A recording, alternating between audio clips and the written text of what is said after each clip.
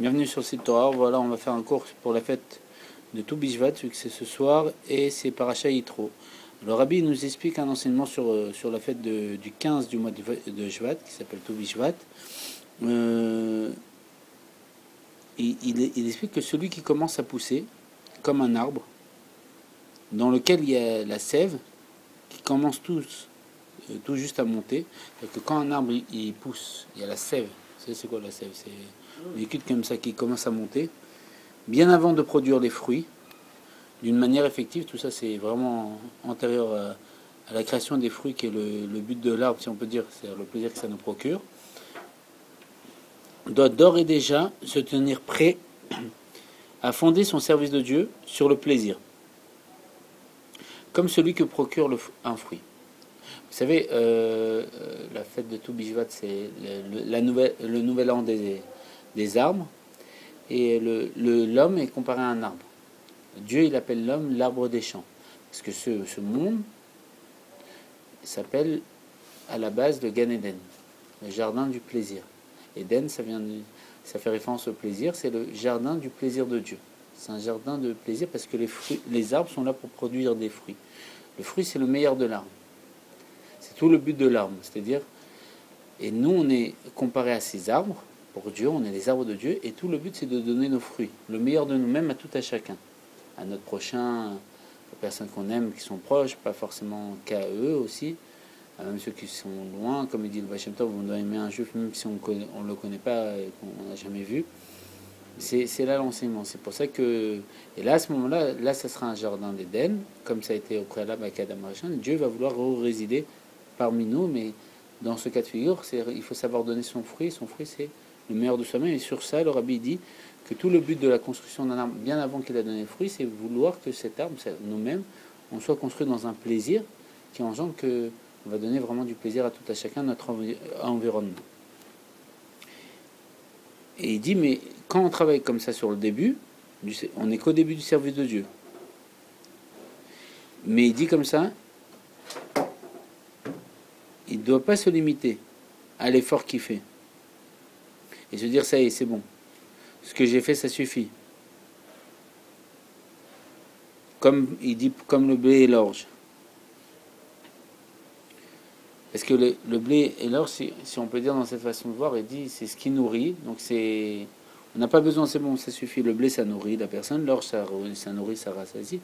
On n'a pas besoin de vouloir faire autre chose. Ça suffit. On peut se contenter de blé et l'orge. Il dit plus tard, il envisagera de faire la vigne. Là, il parle de planter. Il plante le blé, il plante l'orge. Ça donne les fruits du blé, il donne les fruits de l'orge. Il dit plus tard, il fera la vigne, c'est le raisin, tout ça. Je me contente de ce que j'ai. Il dit non, le Rabbi. Il dit, même s'il dit que plus tard il ferait ces étapes-là, jusqu'à atteindre un stade ultime, la date, donc apparemment il donne l'ordre, blé, orge, vigne, date, c'est-à-dire petit à petit il fait il dévoile tous les fruits, donc le plaisir qu'au-dedans de lui. Et le Harizal explique que il dit à quoi tout ça, ça correspond dans le service de Dieu. Il dit qu'on doit être, bien au contraire, on doit être prêt, depuis le début, à la forme le plus haute du service de Dieu. En effet, un homme est créé à l'image du Tout-Puissant, de la Kadosh Baruch Hu. Donc il doit donc mettre en pratique sa volonté de la façon la plus parfaite, c'est-à-dire vouloir donner tout de suite tous les fruits. Pas dire qu'il y a un... Petit à petit, je vais donner d'abord ça, après ça, je me contente. C'est vouloir donner tous les capacités qu'on a tout à chacun. Et voilà ce que le Rabbi explique brièvement sur la fête de Tou Bishvat. On va faire une petite sira du Rabbi sur Paracha Yitro. Donc la Paracha Yitro, elle explique une sira que j'ai vue ici. Ouais, très, très courte, ça va. Il dit que notre Paracha parle d'un événement capital pour le peuple juif. Donc en vérité, grosso modo, la fête de Tou Bishvat, c'est quoi? On a dit dans un sens que l'homme est comparé à un arbre, l'arbre de Dieu. Ce monde s'appelle un jardin. Et le jardin de Dieu s'appelle le Gan Eden, le jardin du plaisir. Et pour avoir du plaisir, il faut que l'arbre lui donne son fruit. L'arbre, il faut qu'il donne le meilleur soi-même. Quand tout à chacun va donner le meilleur de nous-mêmes, donc on va donner nos fruits, donc Dieu pourra résider parmi nous. C'est Adama ou Aetz C'est Aetz. Mais t'as déjà fait? T'as déjà fait? Non, Non, il a déjà fait. Baruch Shem Kavod. Mais quand il n'a pas pensé, il n'a pas pensé. Non, il est couvert. Alors, notre paracha, il dit comme ça. Elle part d'un événement capital, la paracha Yitro. C'est quoi? C'est le don de la Torah. C'est la paracha du don de la Torah Yitro. Il dit le nom de la paracha, c'est Yitro, qui est le beau-père de Moshe. Et il était un idolâtre. Il dit, on comprend donc l'importance et on doit de Yitro, et non, on doit tirer un enseignement pour le service de Dieu et dans le don de la Torah. Il dit que le Zohar, les secrets de la Torah, au début de la paracha de Yitro, nous dit que le don de la Torah n'a pas pu avoir lieu qu'après que Yitro remercie à Dieu et qu'il décida de se comporter comme un juif, de se convertir. C'est-à-dire que toute la Torah n'a pas pu donner sans le fait que Yitro, le beau-père de Moshe, s'est converti et qui vénère Akadosh Baruch Hu. Il dit en quoi ça peut être un enseignement pour nous, le Rabbi. Il dit qu'un juif, il reçoit la Torah grâce à son travail, sur son Yitro intérieur. On a tous un Yitro intérieur, c'est-à-dire un travail qu'il doit faire sur son corps. Le Yitro intérieur, c'est le corps et l'âme animale. Afin de s'occuper de la Kedusha, il faut faire en sorte que notre corps et notre âme animale reconnaissent qu'il y a un Dieu. Et comme ça, on va pouvoir recevoir la Torah. Il dit dès lors, son âme divine et également son âme animale va vouloir servir Dieu et pourra alors véritablement recevoir la Torah et réussir. Alors, le but, c'est pas que l'âme divine. Il ne faut pas que Moshe s'occupe de Moshe. Il faut s'occuper aussi du Yitro intérieur. Et que lui, il a envie. Et comme ça, ce sera vraiment un don de la Torah, absolu dans tous les niveaux de l'être. Il dit la Torah n'est pas une science, que Dieu nous en préserve. Il faut avoir un mérite particulier pour faire ce travail sur soi, pour Torah et Misot. Et c'est le travail de travailler sur le corps et sur l'âme animale, sur son Yitro à nous. Et il dit voilà pourquoi le nom de la paracha c'est celui de Yitro. Et c'est parce que ça nous permet de recevoir toute la Torah. Anochi Hashem Elokecha, l'essence de Dieu. Cet enseignement qui vient de la Torah elle-même est donc un enseignement éternel que Dieu nous donne la force d'accomplir. On va dire une petite écoute vite fait. C'est très très beau, c'est les secrets de la Torah. Il y a une question qui se pose, c'est très très beau sur Yitro. Il y a une question qui se pose, on sait tous, le nom de la paracha c'est Yitro. Non, le nom de la paracha c'est Yitro. Les sages nous donnent un enseignement. Ils nous disent comme ça que dans le nom de la paracha, il y a toute la paracha concentrée. Et plus que ça, les sages nous expliquent que cette paracha vient de Yitro. Et Yitro, un de ses noms, c'est Yeter, rajouté. Et le terme Yitro vient du terme rajouté. Et on vient nous dire que Yitro, il est venu rajouter cette paracha.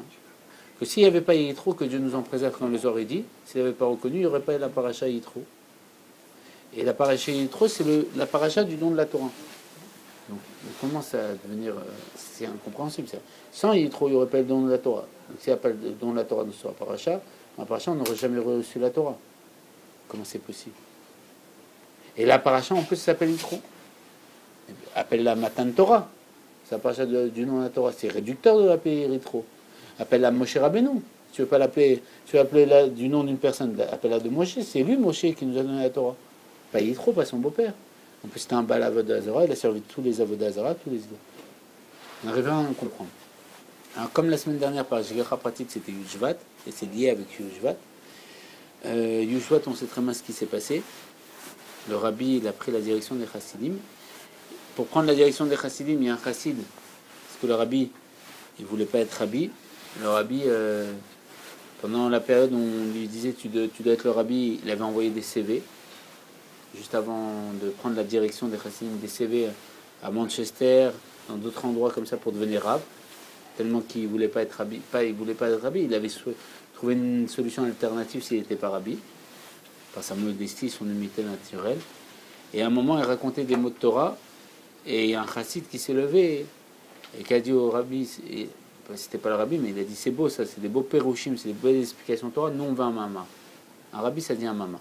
Normalement pour dire un mamar, les chassidim ils chantent un nigoun, et le rabbi ils mettent les cartels et tout. Mais là le rabbi, dès qu'il lui a dit ça, il n'y a pas de nigounim, le rabbi il a mis le cartel, et il a expliqué une des hôtes, un des chapitres du précédent du précédent mamar de son beau-père qui a voulu absolument l'avoir sur son chevet avant de se voiler à nos yeux, Bati les gagné.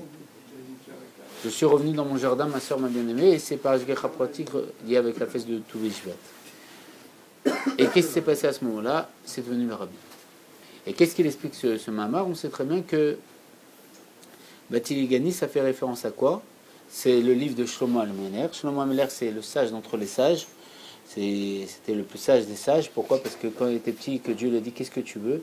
Il a dit je veux un cœur pur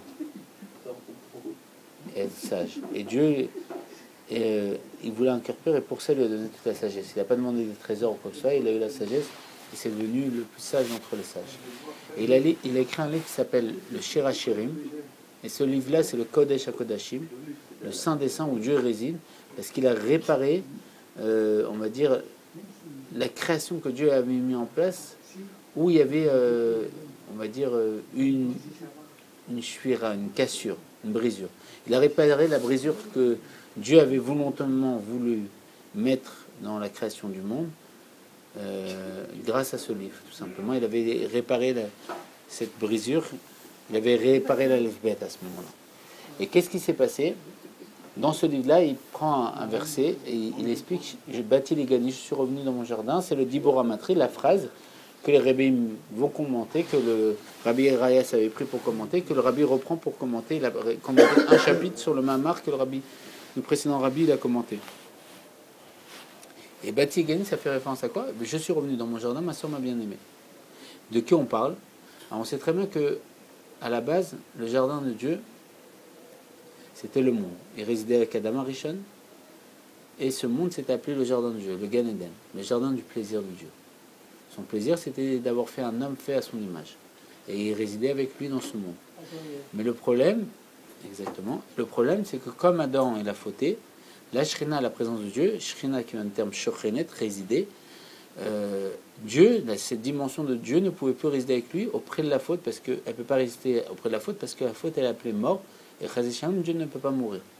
Donc, mort, mal, et toutes ces dimensions-là ne vont pas avec Dieu de façon dévoilée. Le Dieu dévoilé, Dieu ne peut pas se dévoiler dans un monde où il y a du mal, de la mort, et voilà. Parce que quand il se dévoile, lui, c'est la source du bien, il peut avoir que du bien. Donc, pour laisser en place, si on peut dire, la structure qu'il avait mis en place, qui s'appelle le monde et tout ça, le libre arbitre et tout, qu'est-ce qu'il a fait? Il a enlevé sa shrina d'un cieux. Sa cieux, la présence de Dieu s'est élevée d'un cieux.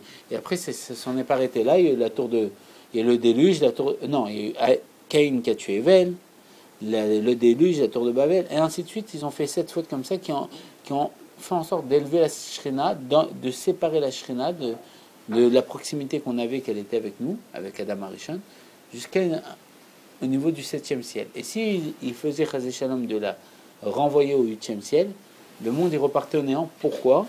Parce que Dieu il a créé le monde en 6 jours, et le 7e jour il a décidé de se reposer, c'est le Shabbat. Donc aller au-dessus du 7e ciel, c'était rétroactivement annuler la création du monde. Grâce à Dieu, le Père du monde est venu et a fait le Shalom au vrai Père du monde, Avraham, le Père des nations, a fait le Shalom au Père du monde, à Kadosh Baruch Hu, parce qu'il a dévoilé le monothéisme.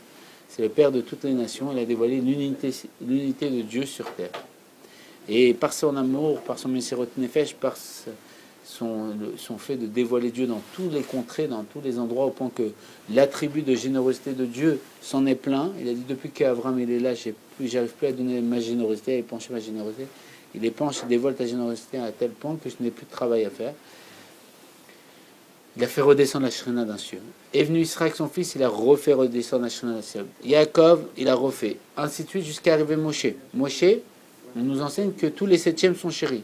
C'est-à-dire que le chiffre 7, c'est un chiffre chéri par Dieu. La preuve, c'est le Shabbat, c'est le Shalom, c'est le jour où il a voulu se reposer.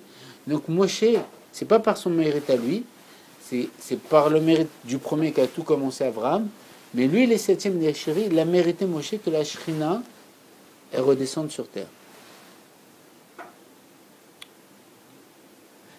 Elle redescend sur terre, la preuve c'est quoi? Bati les gagné. Je suis revenu dans mon jardin, j'étais là avec Adam Arishon avant qu'il faute, j'ai été séparé à cause de toutes les votes de la création, et là je reviens avec toi Moshe, dans mon jardin, quel endroit de mon délice et de mon plaisir, à proximité du peuple juif. Et là dans ce cas figure le Bati les gagné à Chotikala, ma sœur m'a bien aimé. Qui est la bien-aimée, la Kala de Dieu? C'est le peuple juif. Qui est le Khatan? Le fiancé, c'est Akadosh Baruch Hu, Dieu lui-même. Quelle est la Ketouba respectée? C'est la Torah. Et après, bien sûr, bon, on ne va pas parler du reste. Et ce qui s'est passé, là, ça fait référence à Bati Legani, c'est pour ça qu'on a revenu. Il est revenu dans le jardin. Et c'est lié avec la paracha Yitro, selon les secrets de la Torah. Et vous allez comprendre comment c'est extraordinaire et pourquoi le rabbi dit que le septième, il est chéri, c'est par le mérite de Moshe que ça s'est passé, que la Shrina revient sur terre. On nous explique, le Harizal, il dit comme ça, il dit que en vérité, dans une ancienne vie, dans sa vie avant d'être Moshe Rabbeinu, Moshe, il était Evel. Il dit que dans le nom de Moshe, il y a tous ces Gilgolum, toutes ces réincarnations. Moshe s'écrit Mem Shin et c'est Evel, son premier Gilgul, c'est sa première apparition sur terre. Shin, c'est Shem ou Shet, l'enfant d'Adam après la faute et l'enfant de Noah. Et Mem, c'est Moshe. Et c'est Evel. Et il dit Yitro, c'est qui? Le Harizal, il dit. C'est pour ça que c'est la Kabbalah, c'est recevoir. On ne peut pas remonter des choses comme ça. Ça, c'est Dieu qui parle à travers sa bouche. Yitro, il nous dit, c'est Caïn. Qu'est-ce qui s'est passé? Caïn, il avait tué son frère Evel. Pourquoi? On nous explique, le Harizal, il dit que dans sa source Caïn, il avait 2 femmes. Evel, il avait une femme, dans la dimension spirituelle. Mais quand ils sont descendus sur terre, il y a une déperdition pour Caïn. Quoi? Il est arrivé sur terre. Vous savez, à l'époque, il y avait pas... on ne devait pas chercher notre femme. On naissait avec notre âme sœur, parce que notre femme, c'est notre moitié, notre âme sœur. Donc on naissait avec une jumelle, et ça nous évitait d'aller chercher une femme. On savait, elle était là déjà, notre femme. Avant, à l'époque, ils naissaient avec leur âme sœur. Au tout début, les Shvatim, toutes les tribus sont nées avec leur âme sœur. Ils naissaient, c'était des jumeaux, il y avait l'homme et la femme. Et ils se mariaient avec leur sœur. C'était leur âme sœur, c'était leur âme sœur. Il n'y avait pas de... À l'époque, ouais. Si tu veux, Adam et Chava, c'est une partie d'Adam. Tout est parti de là, là-bas. Oui, il a pris une partie de ses côtes. Et il y a un Midrash qui dit qu'il a été derrière. Mais c'est un péché. Non, après Dieu, il a fait en sorte. Il n'y a pas la Torah. La création de l'homme. Après Moshe. Quand Moshe est arrivé, ça a changé. Bah, la Torah, elle interdit, par exemple, que quelqu'un se marie avec une femme et sa sœur. Il y avait la Torah avant Moshe. Il y avait la Torah, mais c'était une Torah spirituelle. Parce qu'il a donné quand même les 10 commandements, mais comment ils allaient... Non, les 10 commandements, c'est... Il faisait quand même des prières, il y avait comme... Non, les 10 commandements, c'est après.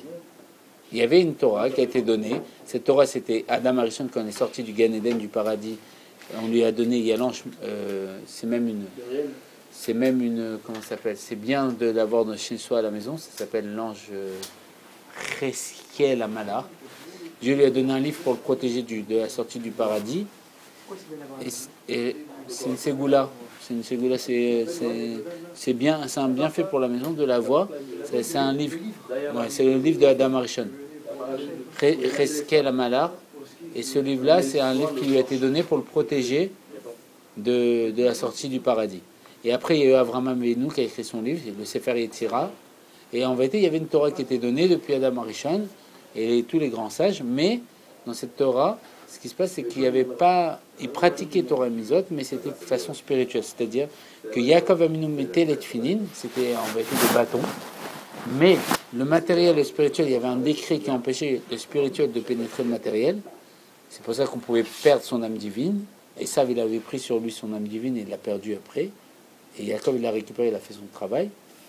Le matériel spirituel, ils étaient bloqués. Il avait fait un décret que ceux qui sont en haut ne descendent pas et ceux qui sont en bas ne descendent pas. Et quand Dieu il est venu, le chidouche, la nouveauté, parce que on nous explique qu'il Yérida sera lié, une chute, c'est toujours pour une élévation.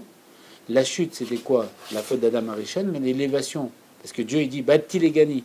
Je suis revenu dans mon jardin. C'est quoi la nouveauté? Pourquoi il y a eu la faute? Pour le fait qu'aujourd'hui, le fait que Dieu revienne, il a fait un chidouche dans le monde, c'est que la spiritualité pénètre la matérialité. C'est-à-dire qu'à ce moment-là, quand il a choisi le peuple juif, il a incorporé dans le peuple juif une âme divine qui veuille ou qui ne veut pas, il est juif. Il a une âme juive, c'est-à-dire que c'est un état. Juif, c'est pas une religion, c'est un état. On est ou on n'est pas. On peut mettre un déguisement de curé, on sera juif. On a une âme juive au-dedans de lui, au-dedans de nous, on ne peut pas les perdre. À l'inverse, avant le matin de Torah, on pouvait prendre l'âme juive sur nous, comme Avram et Sarah, ils ont fait des guérim, mais ils les ont fait des convertis, mais ils ont pris l'âme juive et ils l'ont perdu. Mais c'est pas ça. Okay, je veux dire, si voilà, t'as dit il est pas juif, il devient juif et il la repère. Non, il a fait pénétrer au-dedans de lui l'âme juive, Ouais. mais il a perdu. Parce que il y avait. Il est juif alors. Oui, mais il n'y avait pas d'acquis à l'époque. C'était pas soudé. Quand il y a eu le matin de Torah, Dieu l'a soudé. Il a fait en sorte que le matériel et le spirituel se mélangent. Au point que des tefilines pouvaient recevoir la Gdusha, aujourd'hui peuvent recevoir la Gdusha, et on n'a pas le droit de les jeter, il faut les mettre à Gnisa. Et pareil, un livre de Torah, dès que j'ai lu dessus un mot de Torah, la Gdusha elle pénètre, et je ne peux plus jeter ce livre, j'ai un chiyuv, une obligation de le mettre à la Gnisa, de l'enterrer dans la terre. Pourquoi on enterre dans la terre? Pourquoi on enterre tout ce qui est Torah, c'est-à-dire Parce qu'on ne peut pas le mélanger avec les ordures. C'est une valeur sacrée. La terre, c'est quelque part sacré, c'est bon. c'est comme tout ce qu'on mange. Parce qu'en réalité, la terre, ça fait référence. C'est sacré, on fait des brachot dessus. La terre, c'est... Bon, on enterre aussi les gens. C'est un peu le système. Et ce qui se passe, c'est que la terre, bon, après, c'est des choses profondes, mais la terre, ça vient du terme ratson. La Torah, elle vient de la volonté de Dieu, donc on la renvoie chez Dieu. Dans le niveau le plus bas. Bon, c'est des choses profondes, en vérité, mais grosso modo, c'est pas pour rien. C'est pas des choses qui sont prises. En vérité, on renvoie la Torah dans... Non, on renvoie... Parce que la terre, elle a deux définitions. Elle a la malchoute, la royauté de Dieu, et elle a le ratson de Dieu, parce que ça vient du terme ratson.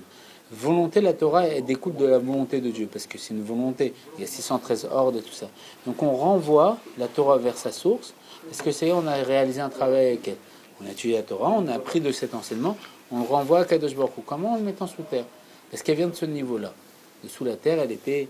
elle venait de la Elle est terre. sortie de la terre et elle restera. Elle est venue de la terre, c'est nous-mêmes, notre corps. Elle est sortie de notre pensée. Et on la renvoie vers la source qui est la terre générale. Donc la pensée de Dieu, si on peut dire. Tout ce qui est écrit en hébreu, Pas tout ce qui est écrit en hébreu, non. Quand c'est de la Torah, quand c'est du Kadosh, si je prends une feuille, par exemple, la Sidra de la semaine, et que je l'ai pas lu, j'ai rien fait, je peux la jeter à la poubelle. Par contre, si j'ai lu un passage de cette Sidra, même en français, j'ai fait pénétrer à ce moment-là, j'ai enclenché la Kdusha, la sainteté de Dieu qui pénètre cette feuille. À ce moment-là, elle est Kadosh, elle est sainte. Je n'ai pas le droit de la jeter à la poubelle. J'ai une obligation de la mettre, l'enterrer sous terre. Voilà, tout simplement. Mais on ne doit pas le faire de nous-mêmes. Les personnes, on les met... aussi bien on en peut- phonétique. Oui, bien sûr. C'est dès qu'on a fait quelque chose. La kavana, c'est d'avoir fait quelque chose pour Dieu. Autant une prière, autant quelque chose qui est une ordonnance de. En vérité, voilà, comme j'ai expliqué, la terre, ça vient du terme volonté. Eretz en hébreu, ça vient du lachon, du langage ratson. La Torah, c'est la volonté de Dieu. Donc, dès que j'ai enclenché cette volonté de Dieu à travers un objet matériel, j'ai fait en sorte que cet objet matériel soit pénétré de la volonté de Dieu. Donc, si je dois m'en séparer, je ne peux plus. Aujourd'hui, il est saint, je dois le renvoyer vers la volonté de Dieu initiale. Qui le fait quoi? Qui est la terre, matériellement. Donc, je l'enterre sous terre, voilà, grosso modo. Mais c'est une explication profonde, mais c'est ça, profondément. Alors, on revient sur ce qu'on disait, comme ça on va pouvoir en finir, si on peut dire. Donc, il est revenu, le Chidouche, quand Dieu il est venu à Matan Torah, il y a marqué qu'il a dit les 10 commandements, et c'était dans des montagnes, et là-bas, il n'y a pas eu d'écho. Normalement, quand la voix de Dieu a été très forte, normalement, s'il parle Dieu, il doit avoir des échos. Pourquoi il n'y avait pas d'écho? Parce que le spirituel pénétrait le matériel. Quand il y a un écho, c'est que le spirituel ne pénètre pas le matériel. Mais la Torah est pénétrée, c'est-à-dire la parole de Dieu a pénétré la matière du monde. C'est confondu avec la matière du monde. Et c'est pour ça qu'à ce moment-là, l'âme du peuple juif a été soudée avec le corps et qu'un juif, il ne veut ou ne peut se séparer de Dieu et il ne peut pas. Il peut pas, c'est pas possible. Il peut mettre un déguisement sur lui, il peut s'habiller en curé pendant 50 ans, il a une âme juive. C'est un état. C'est pas un devenir. Le peuple juif, c'est être, c'est pas devenir. C'est l'origine. C'est l'essence de la personne. Il est juif. Qu'il ne le veuille ou ne le veuille pas, il est. Il sera. Il est. Exactement. C'est en lui, c'est lui-même, c'est une partie. On ne peut pas dissocier de lui. C'est un avec lui. Est-ce qu'il monte quand même au Gan Eden, même s'il a perdu, on va dire, la foi qu'il a pu dans les jours? Il n'y a que Dieu qui sait, mais. Il le considérera toujours comme un juif, il le mettra. Et il se considérera comme pour un juif, mais il y a des cheminements du fait de son comportement qui sont obligatoires. Pas forcément, c'est pas péjoratif en vérité, c'est pour lui donner la possibilité d'accéder au bien-être. Et pour passer par ce bien-être, il faut passer tout un système. Mais c'est pas en vérité, en vérité, si c'est roulé dans un bout, il faut bien le nettoyer pour le ramener dans le palais du roi. S'il a parlé avec des paysans toute sa vie, il faut lui apprendre à parler devant la cour royale. Donc son fils est parti chez les paysans. D'accord, ok. Bon, il a voulu. Ça reste son fils, il aime. Un père, il aime son fils, qu'il ne le veuille pas. Non. Après, le problème, c'est qu'il veut pas, comme il aime son fils, il veut pas que les ministres ils se moquent de lui. Donc il le prend en cachette, il l'aime, il va le nettoyer lui-même de ses mains, il va lui enlever tout la boue, tout ce qu'il a sur lui, le roi lui-même, en cachette. Il va pas prendre des serviteurs pour pas qu'il parle, et il va prendre son fils, il va lui réapprendre à parler, avoir un discours de roi, un discours de prince à son image, pour pas que les gens se moquent, parce que c'est pour son bien à lui, parce qu'il aime son fils. Donc c'est un peu ce système-là. Donc c'est pas quelque chose de que Dieu nous en préserve. Dieu, c'est la source du bien. C'est pas quelque chose de péjoratif. Ouais, Dieu va prendre une matraque, ça y est, il va se déchaîner. C'est le moment. C'est pas ça. Dieu, c'est pas ça. Ça n'a rien à voir avec ça. Dieu, c'est la bonté absolue. Et juste, il faut rééduquer le prince à prendre et faire en sorte que le prince prenne conscience qu'il est un prince, lui apprendre à parler comme il faut, lui apprendre à se comporter comme il faut, et lui expliquer que c'est pas bien de se rouler dans un bout et tout ça. Hein. C'est un peu le système. Grosso modo, alors on a expliqué tout ça pourquoi, parce que Bati Legani il est revenu dans son jardin, et c'est grâce à Moshe. On a dit que Moshe c'est la réincarnation d'Evel, et Yitro la réincarnation non, Caïn, Yitro c'était la réincarnation de Caïn. Et on a dit que Caïn normalement il était avec deux femmes dans le spirituel et il est descendu avec une femme. Et Evel, à l'inverse, il était avec une femme et descendu avec deux femmes. Donc Caïn, pourquoi il a tué son frère Evel? Parce qu'il lui a dit tu as volé ma femme, alors il l'a tué, il a récupéré sa femme. C'était qui sa femme? Le Rézal nous dit c'était Tzipora. Tzipora c'est la femme de Moshe et c'est la fille de Yitro. Qu'est-ce qu'il fait Yitro? Il donne sa fille Tzipora à Moshe. C'est quoi? Il fait la réparation de la faute qui avait engendré que la Shrina s'est élevée d'un cieux. Et il redonne Tzipora à Moshe, il dit non, finalement tu étais venu avec ma femme, je t'avais tué pour la récupérer, mais en vérité elle t'appartient. Et c'est pour ça que le rabbi dit que les septièmes ils sont chéris, c'est pas par son travail à lui, c'est pas par son mérite à lui. Pourquoi? Parce que Yitro il est venu tout seul, lui rendre la femme. Moshe s'est présenté à Yitro, et Yitro il lui a dit prends cette fille à marier, prends-la avec toi. Il lui a donné sans qu'il fasse un travail, c'est venu d'en haut, parce que le septième il est chéri. Et ça a permis quoi? De réparer la faute qui a engendré que la Shrina, la présence de Dieu, elle s'est séparée d'un cieux. Et qu'est-ce qui s'est passé à ce moment-là? Ça a pu pouvoir enclencher que la Shrina revienne sur terre et qu'on reçoive Matan Torah. Et que 800 Yitro n'auraient pas pu recevoir Matan Torah. Sans le fait que Yitro, qui était Caïn dans une autre vie, il avait tué Moshe, Evel, pour prendre sa femme, et qu'il ne lui redonne pas sa femme, on n'aurait pas pu recevoir Matan Torah. C'était la faute qui a empêché la Shrina de redescendre sur terre. Et à l'inverse d'Abraham, que lui, il a fait un travail pour diffuser le monothéisme, l'unité du peuple juif dans le monde, pour faire redescendre la Shrina d'un cieux, Moshe, il n'a rien fait. Il est parti chez son beau-père, lui a donné la femme.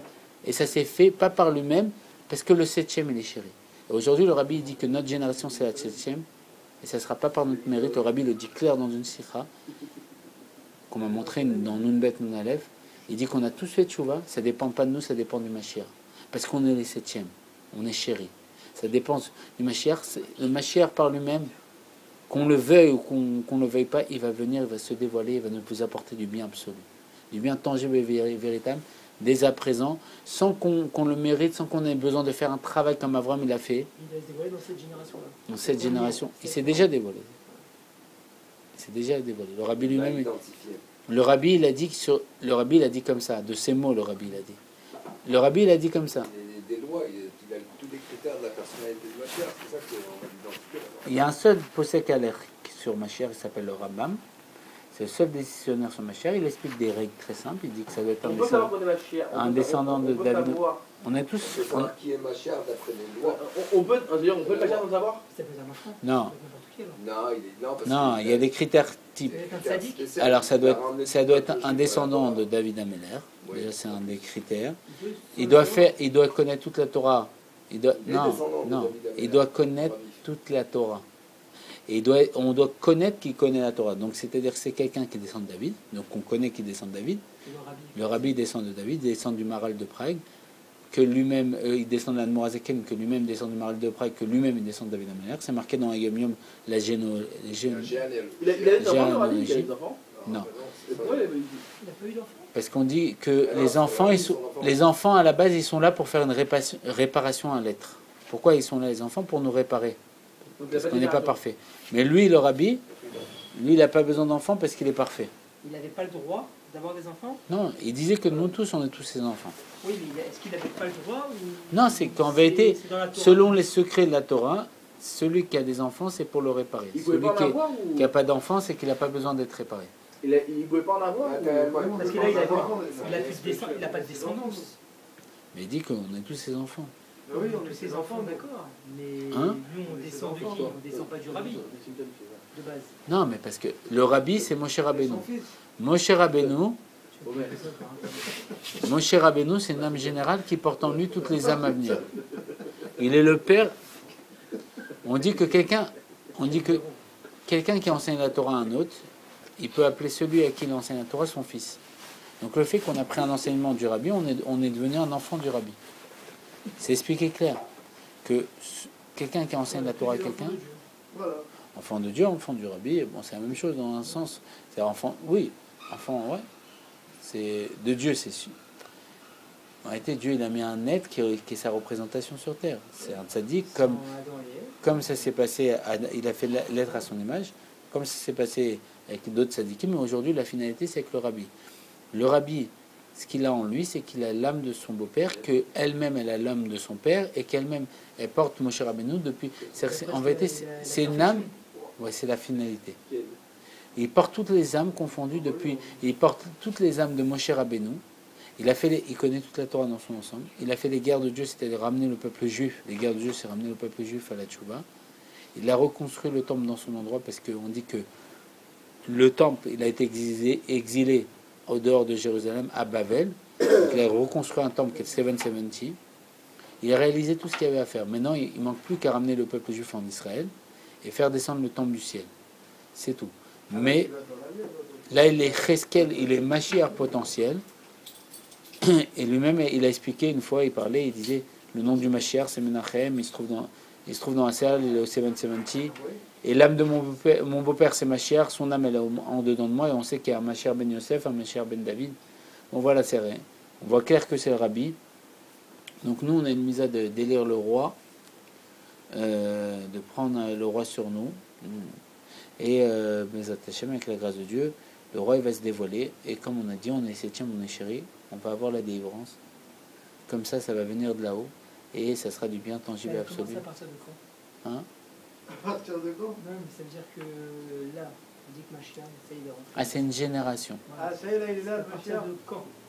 C'est une génération. Alors, une génération. Toujours présent, parce que Alors, ça peut une durer génération, 120 ans. c'est le temps du chef de la génération. Donc, tant que le rabbi, c'est le chef de la génération, on doit avoir Mashiach. C'est-à-dire que, en C'est quoi, vérité, c'est 120 ans, cette génération-là? C'est calculé comme ça? je ne sais pas, parce que le problème, c'est que le rabbi s'est voilé aujourd'hui.